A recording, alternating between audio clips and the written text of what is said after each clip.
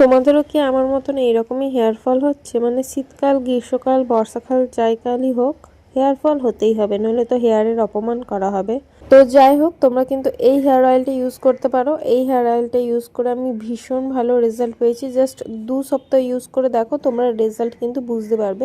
এই হেয়ার অয়েলটা বানাবার জন্য লাগবে কিন্তু একটা কাচের বয়াম, কারণ প্লাস্টিকের বয়াম যদি তোমরা ইউজ করো তাতে কিন্তু ভালো রেজাল্ট পাবে না, তো কাচের বয়ামই কিন্তু লাগবে।